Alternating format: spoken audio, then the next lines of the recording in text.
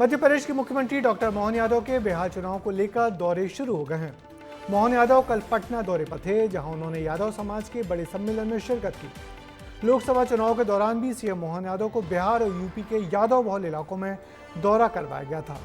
मोहन यादव को लेकर बीजेपी ने क्या कुछ सोच रखा है, देखिए इस खबर में।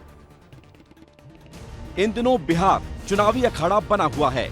इस अखाड़े में एक तरफ मोदी के नेतृत्व वाली एनडीए है, जो बार बार बिहार को बड़ी सौगातें दे रहे हैं, तो दूसरी तरफ चुनाव आयोग को कटघरे में खड़ा कर बिहार में सत्ता की वापसी का सपना संजोए बैठा इंडिया गठबंधन है।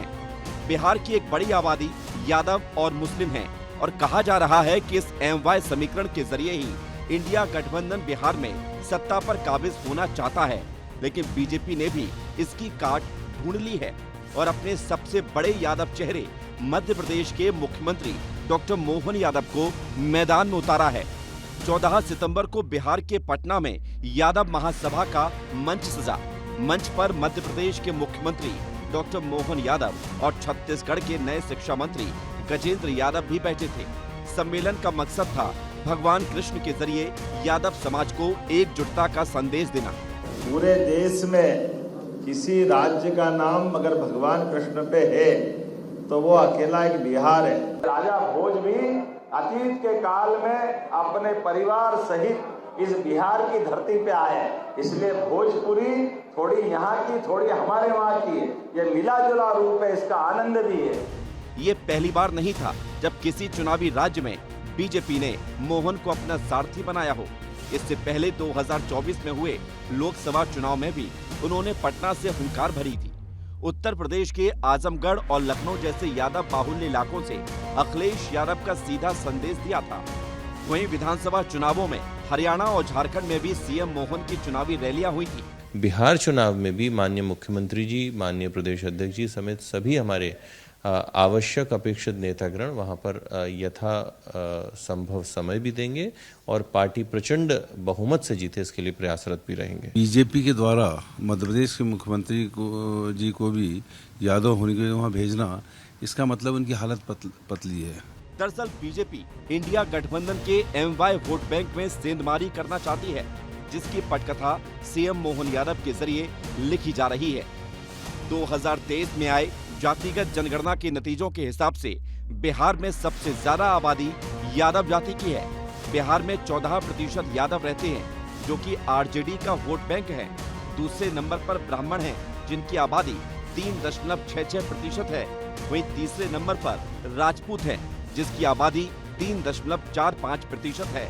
राजपूत के बाद मुसहर, भूमिहार और कुर्मी हैं, जिनकी आबादी 3% या उससे कम है।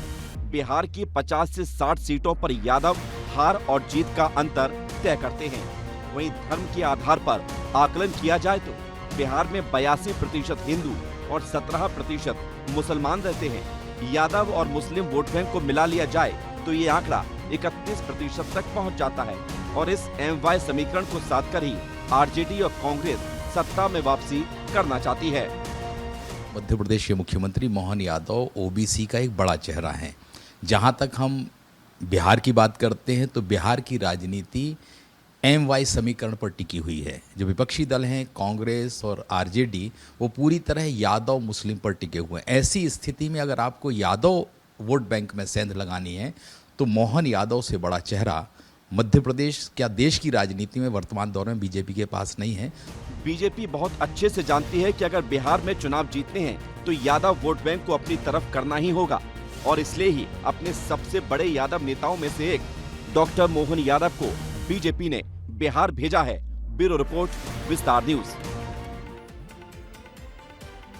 मध्य प्रदेश के मुख्यमंत्री मोहन यादव अपनी सहज छवि के लिए जाने जाते हैं और जिस तरह से वो मथुरा में कृष्ण जन्मभूमि की मुक्ति की बात करते हैं, वो यादव समाज को बहुत लुभाती है।